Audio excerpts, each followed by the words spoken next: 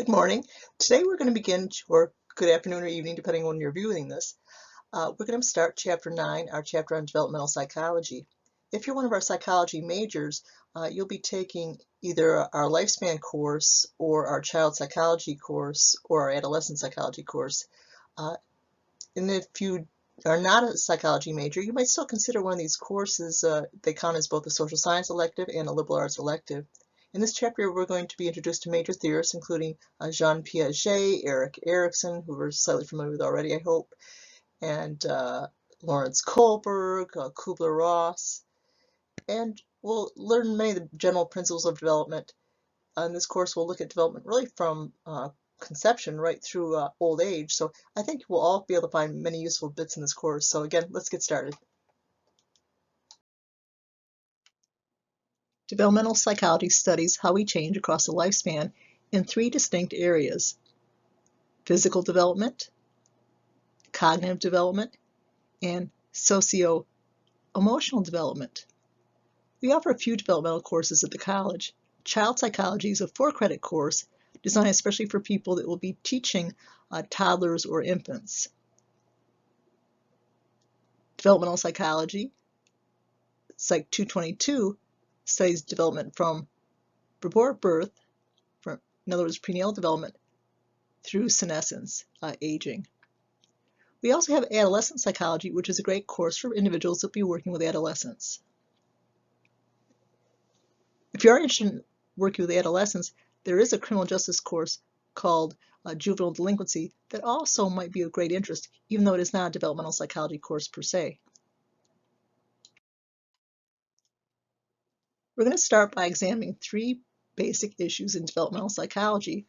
The first is development in its nature, continuous or discontinuous. Continuous implies that there's no substantial difference from, let's say, day to day, week to week, month to month, year to year. Discontinuous, on the other hand, suggests that there are distinct differences.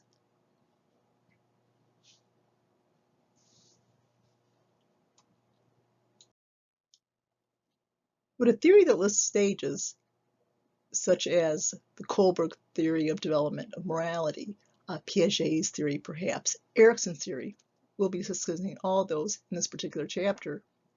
They all have stages. Would that imply continuous or discontinuous development? If you said discontinuous, we're right. If you hear gentle rattling and tapping and jiggling in the background, please try to ignore it. That's Bailey, my new rescue dog. He's been here for just 24 hours. Another basic issue of development is there one course of development or are there many? One course would suggest that all children follow a very similar path. Many would suggest that there are distinct paths that would be influenced by the unique combination of genetics and environment experienced by the child. Your textbook gives the example of the parenting style of the Ache Native Americans of South America and Paraguay. The forest environment is dangerous, things that can put into the baby's mouth, wildlife that could be dangerous, spiders, snakes, and so on. So the Ache mothers will carry the infants upon their body for 2 years. So at 2 years, the Ache baby's motor ability is quite comparable to an American's ability at 1 year of age. That should, if there's one course of development, produce very different developmental outcomes. The Ache baby should not have the same degree of competence and motor skills that an American baby would have. But that is hardly the case. Ache children, for example, at 9, are far ahead of American children, suggesting in fact that there are many courses of development. In a different example, I gave you a picture of Native American parents, a Native American woman with her infant in a cradle board on her back. Same idea. In Native American culture and many cultures, people are nomadic and moving and cannot place the baby in a playpen or a crib, so the baby is much safer on the back. Although the babies will initially lag behind in motor skills, they will rapidly catch up to children in cultures that were allowed more free movement. I thought it might be interesting to show you what the Aceh people look like. On the left-hand side, you see Aceh ceremonial makeup, which you would probably not see unless you were at a festival. If you visit the Aceh, you'll probably more see a scene on, like on the right, that crowd of people is rooting for their children at a soccer tournament.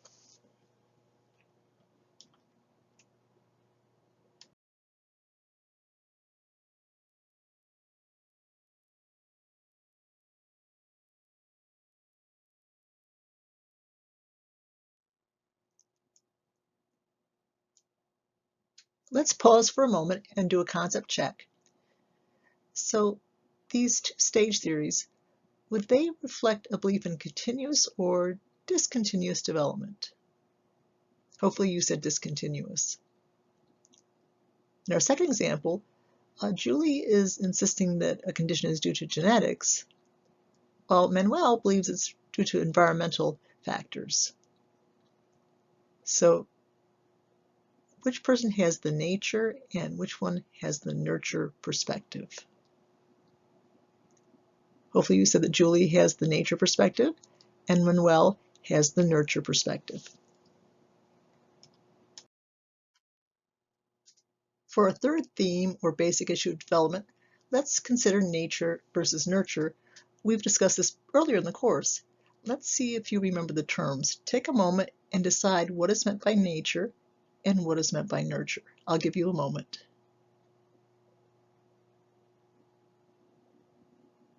So nurture, hopefully you remembered, refers to that which is due to learning and environment, whereas nature refers to what is due to genes and genetics and heredity. Today's focus is moving beyond which is more important to looking at the interaction between the two. Developmental psychologists that are interested in exploring the nature and nurture interaction will probably use either the adoption or twin study, two research methods that we have not discussed earlier in the course, but will now tackle. Let's start with the adoption study.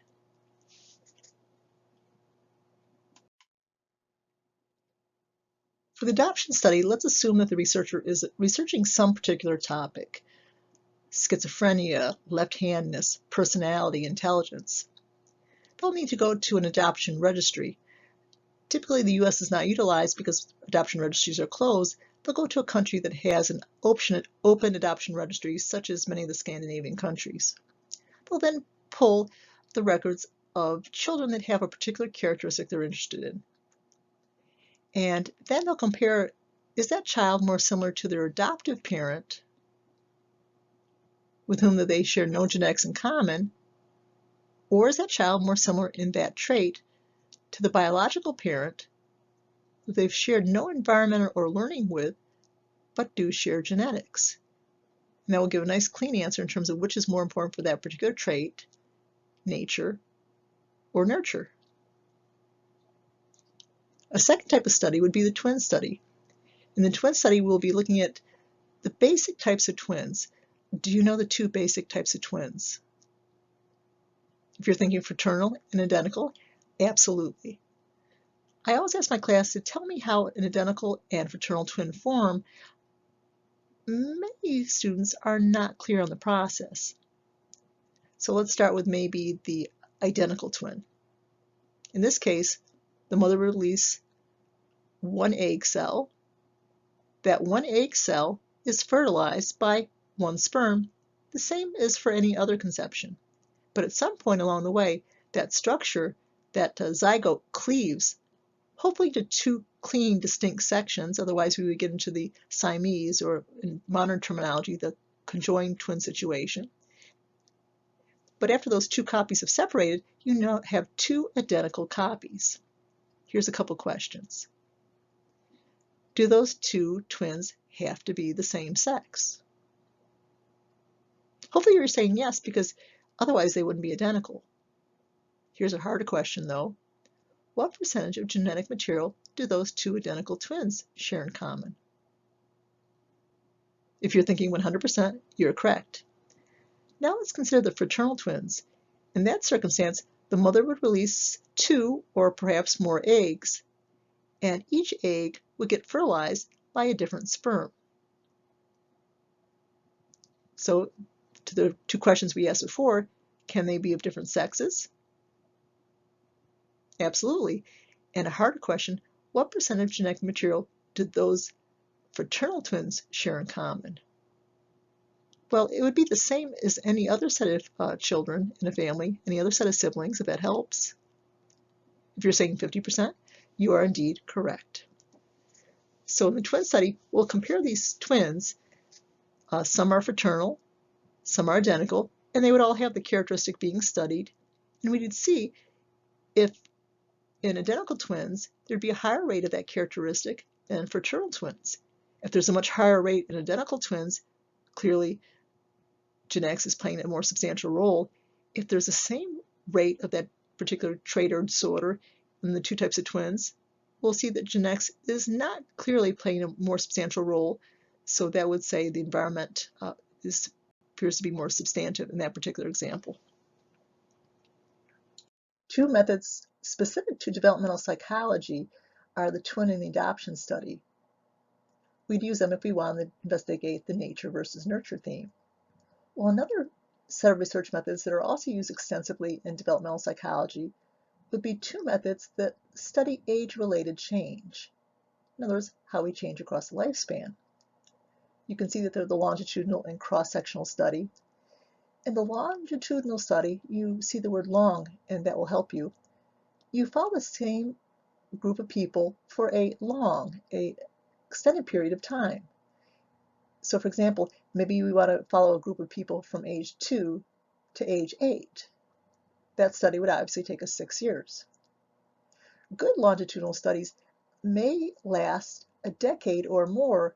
When they come out, they generate a lot of sensation in the academic community, and they're cited quite extensively. They're quite important, but they are quite difficult and expensive to conduct. Another alternative, which is not quite as strong, but still very useful, is the cross-sectional study. In a cross-sectional study, we'll get a group of subjects of different ages and study them at the same time. So maybe the researchers, in a matter of a week or 2 or 3, might investigate their topics of interest in a group of 2-year-olds, 6-year-olds, and 8-year-olds. So instead of waiting 6 years, they can gather that data in weeks because they're viewing people of all those ages at the same time. The big problem with the cross-sectional study is that we're not sure that the differences between the younger individuals and the older individuals are due to aging. Maybe they're due to something cultural that's going on. For example, maybe the internet was introduced, maybe social change occurred, maybe they grew up in a particular time in history. So although we would want to conclude the differences in the cohorts were due to aging, we're not positive, and that's its downfall. Next, let's look at the 3 stages of prenatal development. The ages are listed on the slide, but take a moment and can you think of the name which should be applied to each stage?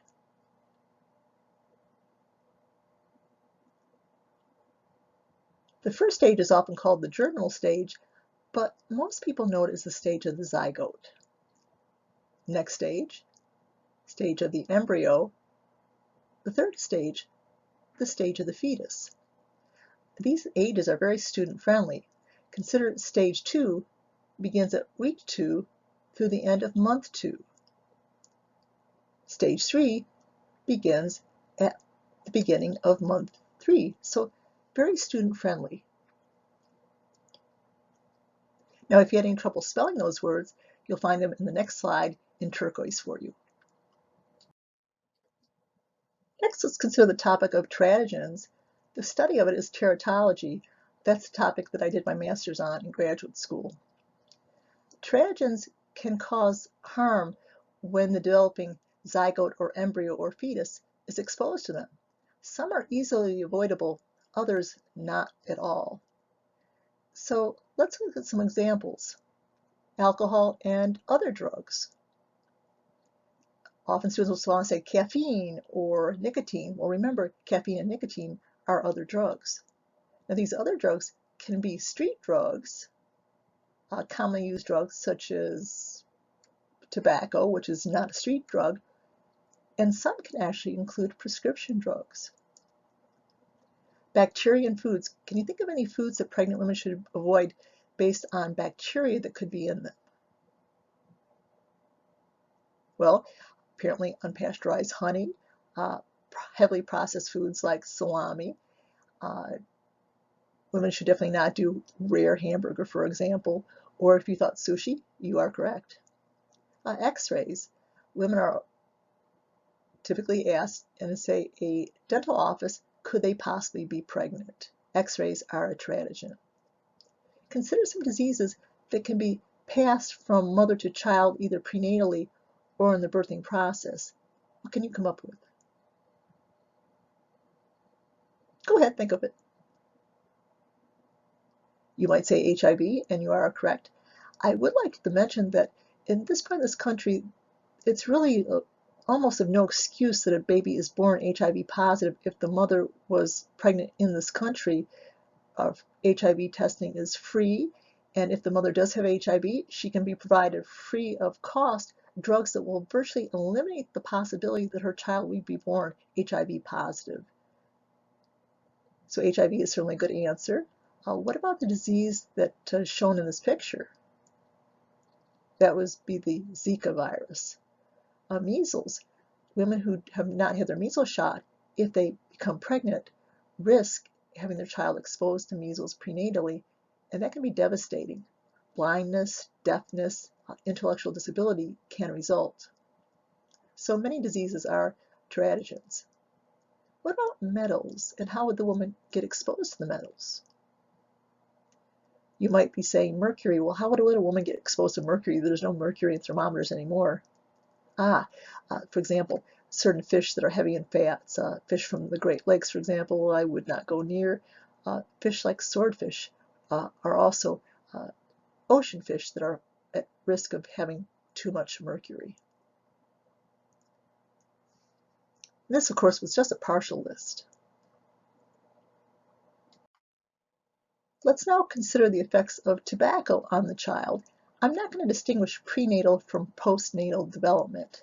And I say tobacco, not nicotine, because until now, people rarely expose themselves to just nicotine. With vaping, that's new, and we'll probably see much more research that is nicotine specific. But in the past, the woman would have been exposed to smoking, for example, which would not include just nicotine, but literally thousands of other highly dangerous chemicals. I hope you find this picture disturbing. I did. Can you take a moment and think of as many effects that you're aware of tobacco on children? When you've done this, you can switch to the next slide and see how many of them that you were actually able to propose. There is an existing body of knowledge of the effects of marijuana as teratogens, but this research often is of much poorer quality, and certainly we can't give marijuana in a study with an experimental control group and see what happens to the children in the experimental group. That would be obviously highly unethical. So these studies are correlational in nature.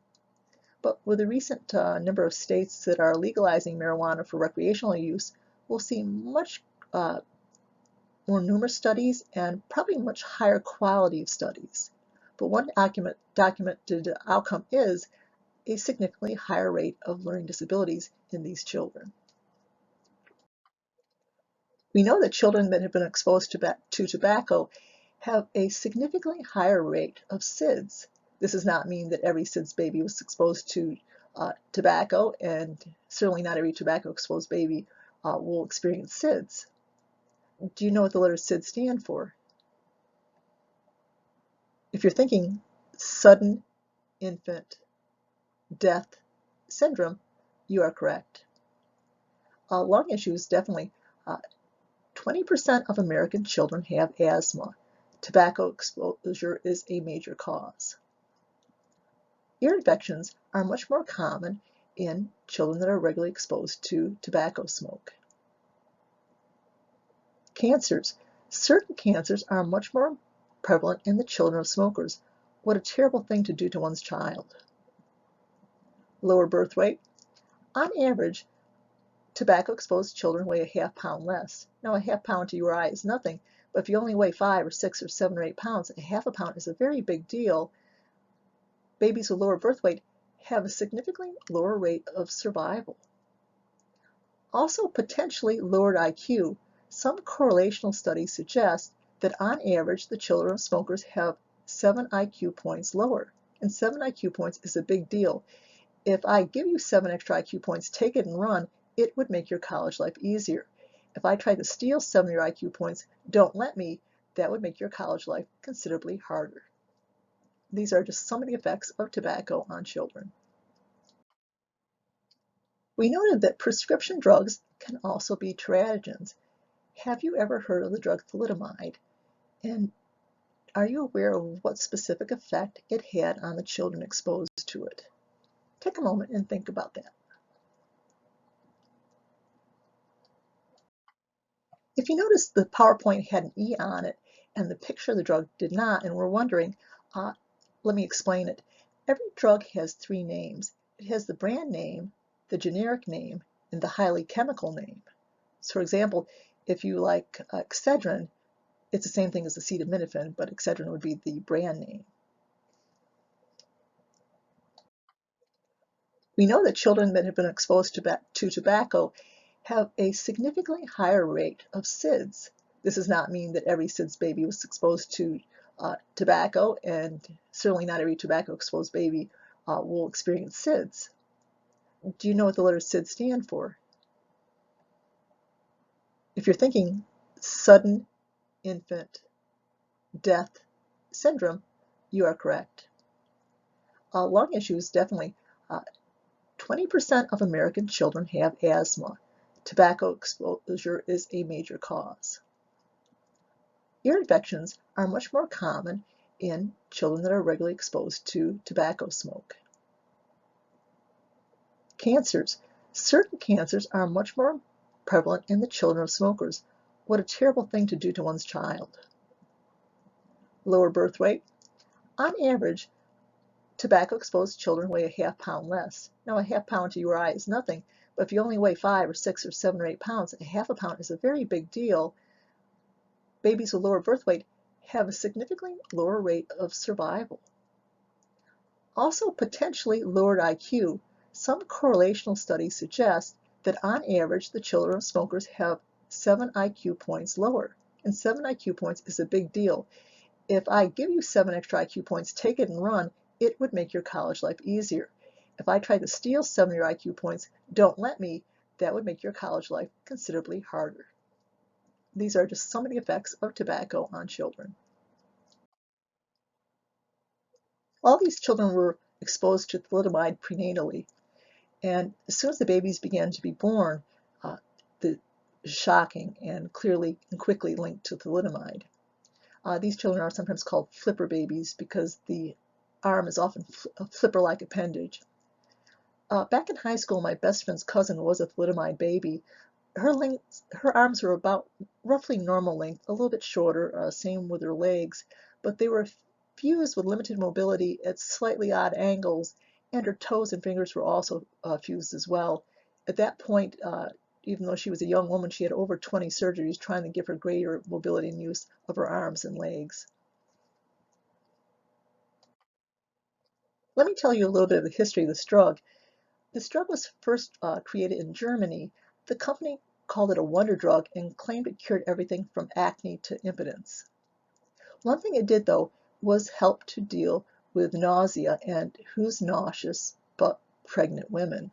So the FDA was doing a very limited trial of about 20,000 individuals. And the sad thing about this in particular was it was never adequately tested on animals. If it had been given the typical animal testing before moving to the human trials, this entire tragedy could have been prevented. No one likes animal testing. I certainly don't, but given the choice of giving it a drug to pregnant women or pregnant rats, I'll take pregnant rats 10 times out of 10, and I suspect you might too. Let's consider SIDS and the newer term which has in part replaced it. We already said that SIDS is sudden infant death syndrome. SIDS is in the category of SUID. SUID, are you familiar with the term? Quite possibly not. SUID is sudden, unexpected infant death. SIDS is in the category of SUID. So the SUID is unexpected. SIDS is unexplained. When a child is found dead of SIDS, there is no clear cause. We do know risk factors for SIDS. I definitely put them into your notes. We know that improper sleep position. In the old days, babies are often put to sleep on their back, which is a choking risk, so doctors encourage women and fathers to put the baby on the belly. That decreases the choking risk, but greatly increases the SIDS risk. Many doctors are preferring now the side sleeping position. Maternal drug use during pregnancy is also a SIDS risk factor, and also lack of prenatal care. So again, the 3 SIDS risk factors would be improper sleep position, maternal drug use, and lack of prenatal care. Now in the SUDS category, SUIDS, SIDS is included, but also in the SUIDS category are known causes. For example, if the baby became entrapped, for example, maybe the baby's face was positioned between the mattress and a pillow. If a baby was laid on a waterbed, never lay a baby on the waterbed because the waterbed will encircle the child's face and they could also die. Infections would also be another SUID cause. So again, SIDS is a subcategory of the SUID.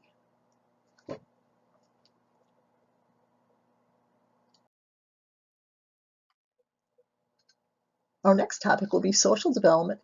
Erik Erikson was a student of Sigmund Freud and became very well known in his own right. Freud's theory stages are often termed psychosexual, whereas Erikson's stages are termed psychosocial. Do you know how many stages would be in Erikson's theory? 6?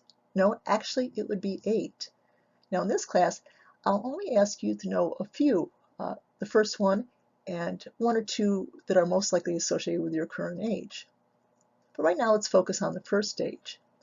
This would have the format of all future stages as well, a good possible outcome versus the bad.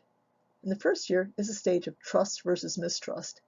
Depending on the parenting or caretaker's behaviors, the child will learn to trust the world, people, and them. For example, if when a child cries, they're typically comforted quickly, the child will learn trust. If they're hungry and they're fed quickly, they'll learn trust. If they're wet and if they're changed quickly, they'll learn trust. But if a child lays there and hungry or crying from being needed for change, cries and sometimes gets their needs met, sometimes doesn't, sometimes promptly, maybe sometimes for a very extended time, that child will learn to mistrust the world, people, and in particular, their parents.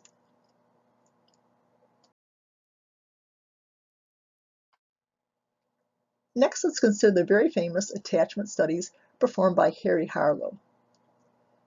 Momentarily, you'll go to this clip, and as you watch it, record several things. Record the names for the 2 different types of mothers you see in the picture there. Describe its methodology in other words, how did he conduct the study, and what did he find? Did he find that attachment is due to feeding, or did he find that attachment is due to physical contact? So now if you could go ahead and access that particular video clip. So by now you should have put the methodology into your notes. If not, you might need to go back and review the clip. So what did he find? Which mother? It was the mother covered with the soft terry cloth. So in terms of is attachment due to feeding or to physical contact, clearly It is the physical contact. We've all heard the saying, "a way to a man's heart is through his stomach." Apparently, Harlow would suggest there are other better ways.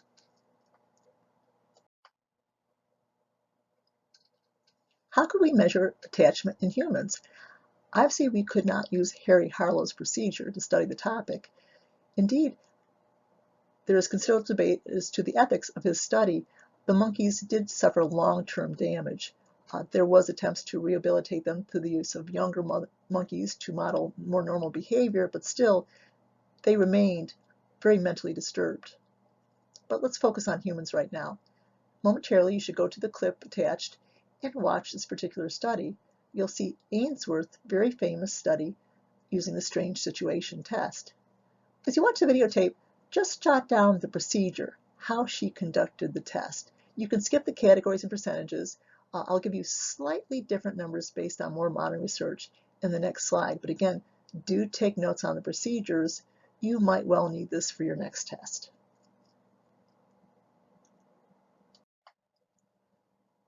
So now that you've viewed the strange situation test, let's put the basic categories and percentages into our notes. More than half, that is 60% of infants, follow the secure style of attachment. 10 to 15% have the insecure ambivalent type. Ambivalent means mixed feelings. So intense distress, and yet did not seek, or if they sought, did not accept her comfort. Another insecure type was insecure avoidant. The child seems to be happy alone or with a stranger and does not need the reassurance when she returns. Another 10 or 15% of children didn't clearly fit any pattern. Now, it's important to note that these styles of attachment aren't just for childhood. They carry into teen and adult years and are often the type of attachment that individual will display in their romantic relationships. So these attachment styles are lasting. Now let's consider perhaps the most famous of all developmental psychologists, Jean Piaget, a Swiss psychologist who focused on children's cognition. Take a moment and see if you remember the term cognition. If you said thinking, you are right. I might have told a story earlier in the course about Piaget, who was a child. His nanny came back to the family home all scuffed up and told the story of the thwarted kidnapping attempt, which never occurred, and yet Piaget has strong memories of it. Well, Piaget is the individual pictured above.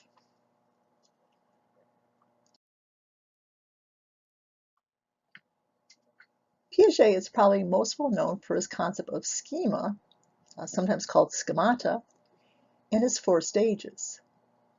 Unlike Erikson, whose stages I'm not asking you to know in their entirety, Piaget's stages, you will need to know both the order, the specific events that occur in each stage, and the name of those events.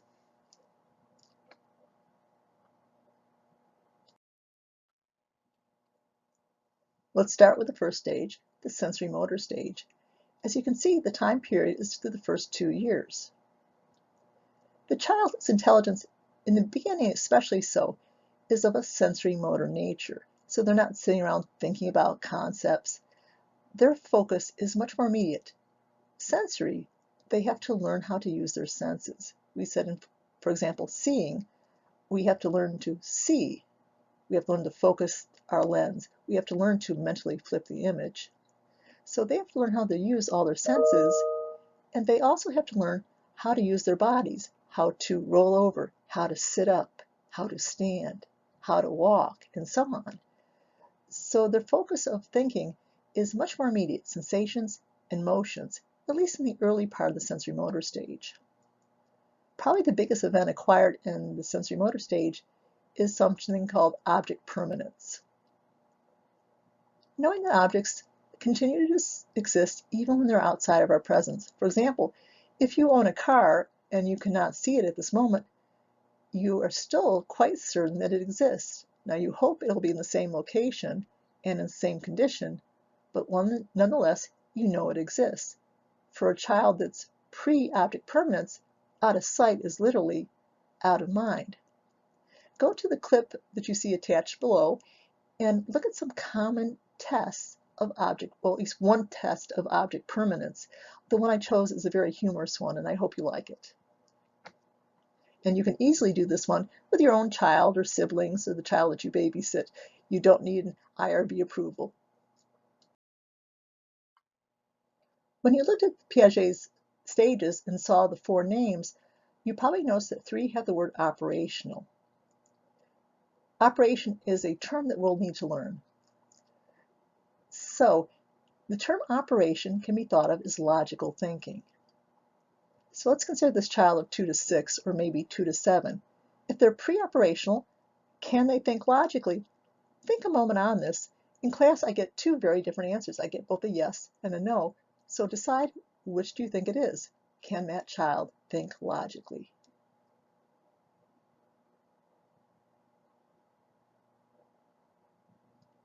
If you said no, you're correct.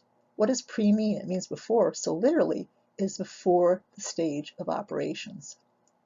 This is the most interesting age to study in terms of thinking. Their thinking is not just less than ours, it is in a different fashion, which makes it very interesting to study. We're going to consider momentarily egocentrism, trouble with categories, and lack of conservation. Let's start with egocentrism. This term is used differently in informal conversation versus formally in psychology. So if you say, oh, she is so egocentric, or he is so egocentric, that is not how Piaget is using the term. The egocentric child of this age is not aware that other people have other perspectives, that other people view things differently. And that could be literal or figuratively. So for example, imagine a young child on the phone with grandma. Grandma inquires, did you get the present I sent for your birthday? And the child gives a great beaming smile and vigorously and happily nods his or her head. That is a prime example of egocentrism. Think of why that nodding of the head is egocentrism. Well, clearly grandma can't see the head nodding. The child is unaware that the grandmother literally has a different view.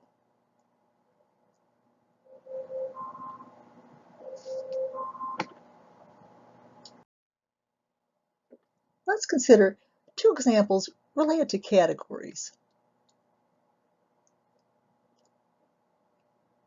If I ask you, are there more men or women in our class? You might say men, or you might say women. But if I asked you, are there more students or women or men in the class? You would definitely say there are more students. But pre-operational children will often tell you there are more boys in their class than there are students in their class. Or there might be more girls in their class than there are students in their class, reflecting in part difficulties with categorization. Another one, perhaps you had this problem as a child, confusion when your mother calls her mother, mother. You wonder, why is your mother calling grandma mother?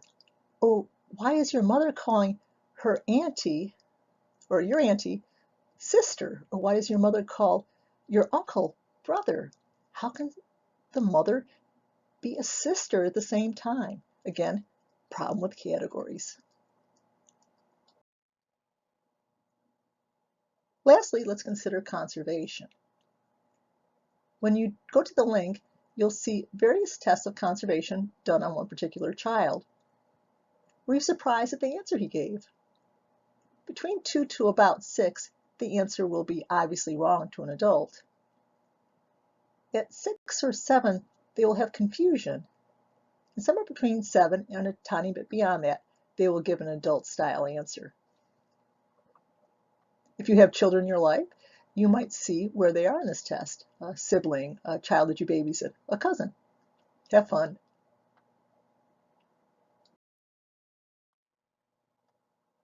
Next, let's consider the 3rd stage, the concrete operational stage.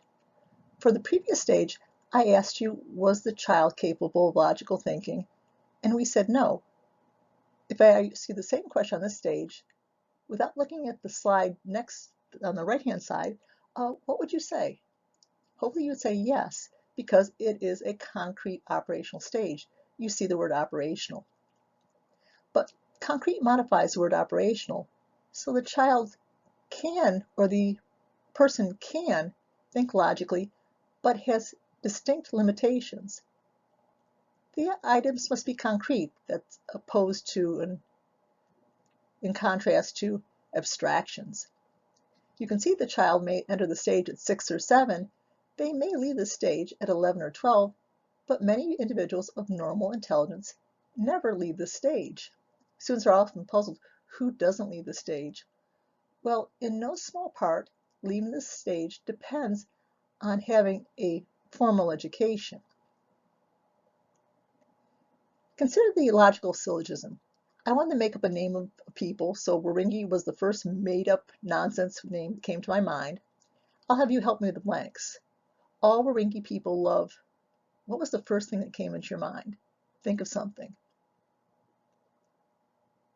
Let's say tuna fish sandwiches. It's lunchtime now. All Waringi people love tuna fish sandwiches.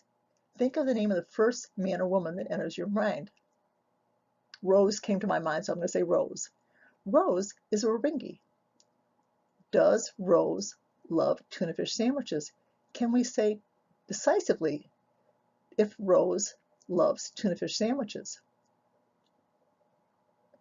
A person that's in the concrete operational stage will say, well, I don't know Waringi and I don't know Rose. How could I possibly know? Well, you repeat. These are people who live far away. They're called Waringi people. They all love tuna fish sandwiches, and Rose is one of them. Does she love tuna fish sandwiches? And they will continue to protest. Don't you understand? And they'll probably start to think that you're of limited intelligence. Don't you understand? I don't know them. I don't know Rose. How could I possibly know? Well, they're limited. They're in the concrete stage. A person that's progressed to the next stage will say, well, if all have this characteristic and she is a member of this group, then since all these people have that characteristic, we can positively know that Rose must indeed also love tuna fish sandwiches.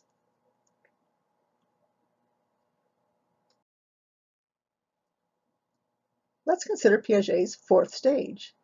A convenient mnemonic is, if you say the word formal, you hear formal.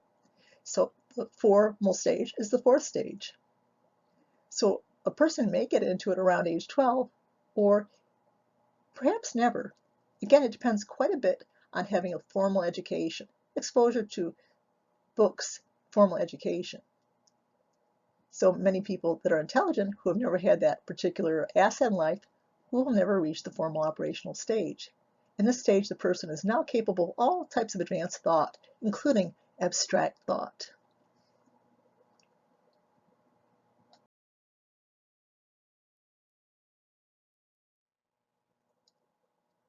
Let's now consider the brain of the adolescent and the young adult. We're going to consider a structure that we haven't mentioned up to this point, the limbic system. The word system implies a group of structures. Think of perhaps the solar system, a group of celestial structures. The limbic system, in part, contains our emotion center. In adolescence and young adulthood, the limbic system is complete, whereas the brain structure that regulates it, the brain structure for planning, for logical thought and purposeful thought, self-control, that is still work in progress. The result is often very intensely strong emotions because, again, the cerebral cortex cannot keep the limbic system in check. So in adolescence and young adulthood, irritation is more irritating, anxiety perhaps more anxious, love may be more intense. Another outcome is the risk-taking associated with this. Let's consider adolescent invulnerability. Adolescent invulnerability is the idea that the perspective that one is bulletproof, that one can engage in all sorts of behaviors and nothing bad will happen. And as I just noted, risk-taking is often the common result. Think of your peers, or perhaps even yourself. What are some risk behaviors that you might have taken in adolescence or young adulthood that maybe you would not consider at a later stage in life? Or if you're my age, you can look back at those years and look at your own behaviors and feel a little bit of surprise.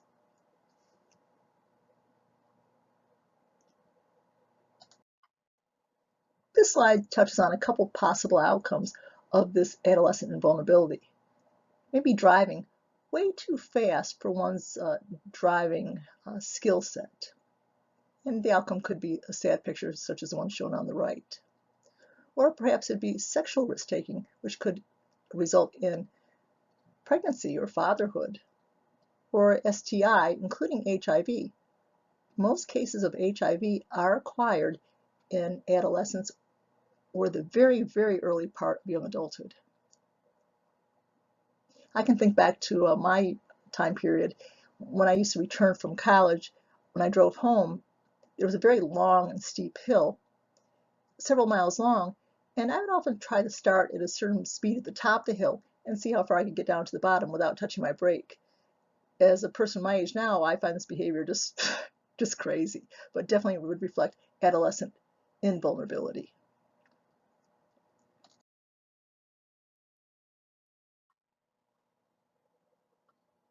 Next, let's consider a theory of moral development, one proposed by Kohlberg.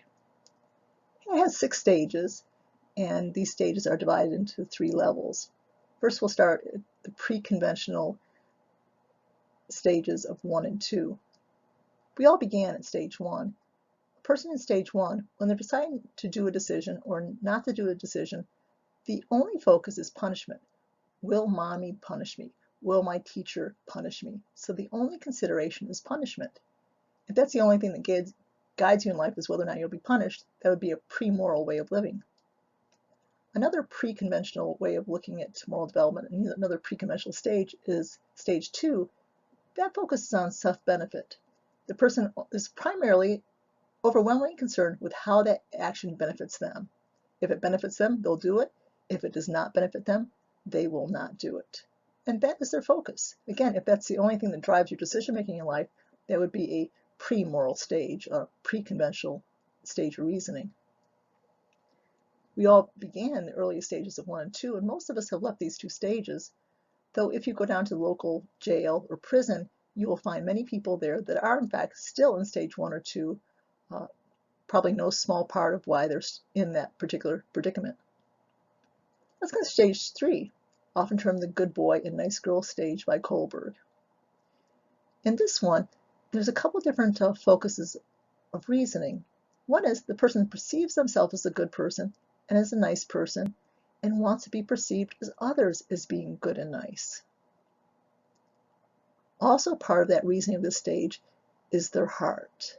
They listen to their heart. They listen to their emotions. So again, the 2 components for stage 3 are caring about how other people perceive you and listening to your heart. Stage 3 is a stage that many women peak at and stay at. This is not to say that men are not there too, but this is a particularly what men call feminine stage. Let's consider the next stage, law and duty. The person is particularly focused on following the law and meeting their duties and obligations. Many men tend to peak at this particular stage. Now, of course, there are women at this stage too, but there are more males than females at this particular stage. Stages 5 and 6 are by far the less common. Stage 5 is social contract. In this stage, the person considers the needs of society and the individual and considers both in their reasoning. Stage 6 is very rare. A small sample would have no stage 6 people at all. It's the stage of universal ethical principles. It's Bailey wandering into the room right now if you're wondering what the clicking is. So if you would do it for one person, the word universal would imply that you would do it for all people, for all situations.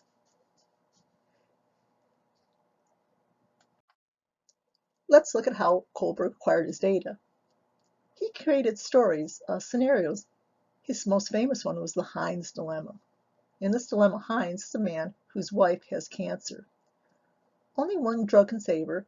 It's made locally, but the pharmacist wants a fortune for the drug, and Heinz is a poor man. He cannot come up with his money for the drug. There's only 2 choices. He steals the drug, and his wife has an excellent shot at living. He does not steal the drug, and she will die. And again, those are the only 2 choices. Kohlberg would then ask his subject, what should Heinz do? And more importantly, why do you say that? So let's go through all these stages and see what reasoning a person of each stage would propose. But first, put a little brief summary of the Heinz dilemma into your notes.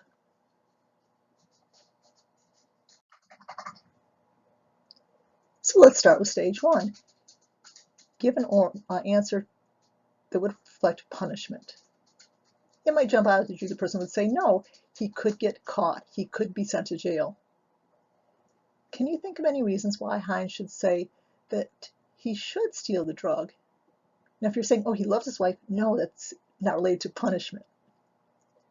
So you might say, well, just because he steals the drug doesn't mean he's going to get caught. Just because he gets caught doesn't mean that he'll get a sentence. The jury would be probably so sympathetic that even if caught, he would not be punished. So again, the answer is going to revolve and focus on punishment. Let's consider self-benefits. Give me some reasons why Heinz should steal the drug. Now, if you're saying to keep his wife alive, well, what is the benefit? Be more specific for me.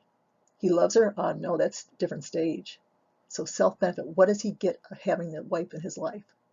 Okay, you might say that she cooks for him, then she cleans the dishes. What else? Maybe she takes care of the kids. She's a soccer mom. And I would say, well, what else? Maybe she works so he doesn't have to. She works a job and a half. And I would say, well, what else? What does she do in the wintertime? Shovels. What does she do in the fall? Somebody's got to rake. What does she do in the summer? Well, somebody's got to mow the lawn. So Heinz would do it because it was a distinct benefit. Well, how about the other side of the coin rather? What's the self-benefit in terms of not stealing the drug? Well, maybe she's showing wear and tear. Maybe there's life insurance and he can get himself a younger model, a trophy wife. Maybe he was getting displeased with her attitude and maybe he was planning to divorce her anyway. Well, in divorce, you have to pay half your assets. If she dies, well, all the assets are his to keep. Again, not very moral, but again, that's a pre-moral. That's the pre-conventional stage. Let's consider good boy, nice girl. Why should he steal the drug? This is the stage where you can say he loves her. Or what would the neighbors think if he was so cowardly that he let her die? But then again, maybe he shouldn't, because what would the neighbors think if he was put in handcuffs and taken away? Next, let's consider law and duty. You might say, well, he can't do it. It would be breaking the law. So even if there was no punishment, you shouldn't do it because it's breaking the law. Or maybe you can somehow construe this as part of your marital obligations. It might be your duty to keep your spouse happy and healthy and alive.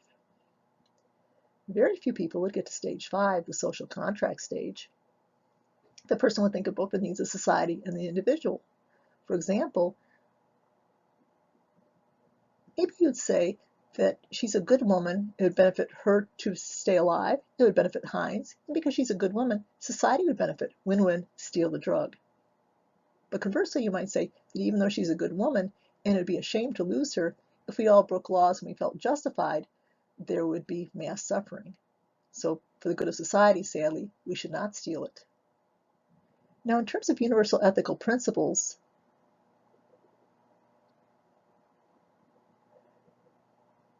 think of universal across people, across situations. So let me ask you a couple questions.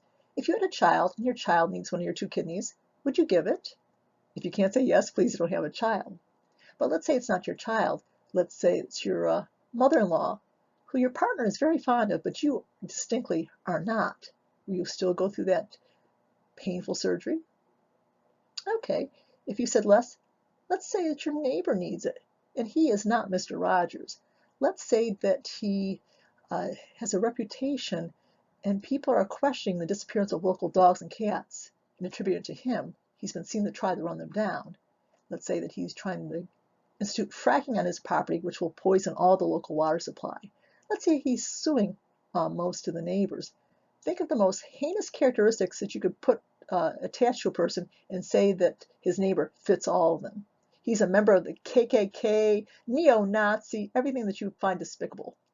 Would you give your kidney to your neighbor? Most of us would say, basically, hell no. But if you had a universal ethical principle set, you would say, he's a human being. If you do it for your neighbor, you would also do it for your child, and vice versa. So you can see that very, very few of us are at stage 6. I certainly am not.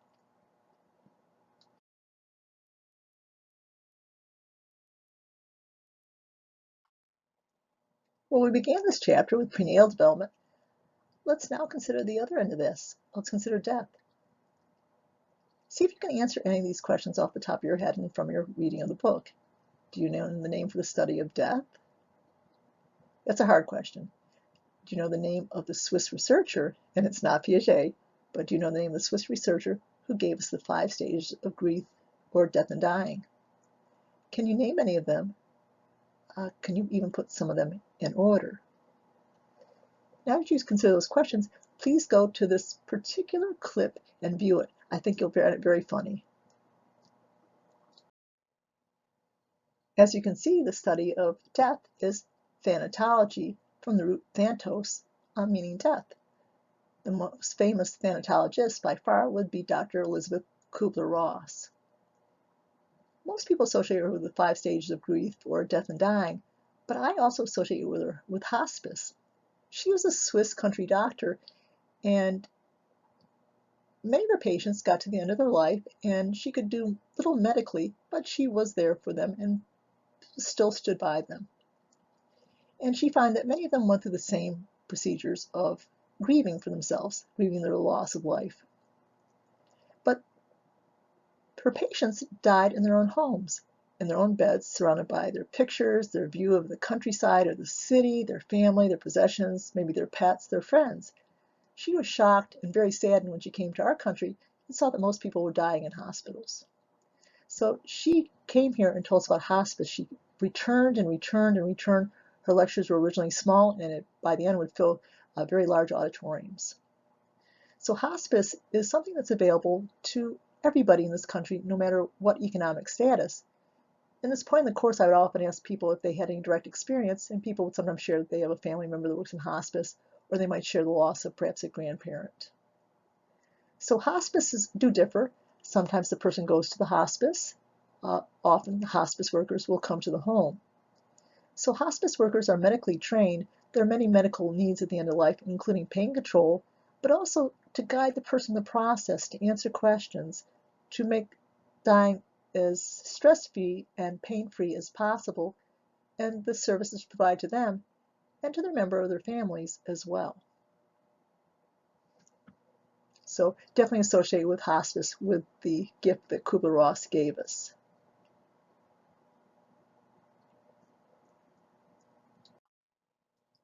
When you watch the video of the draft, did you record the 5 stages in correct order? If not, please go back and do so. You will need to know them.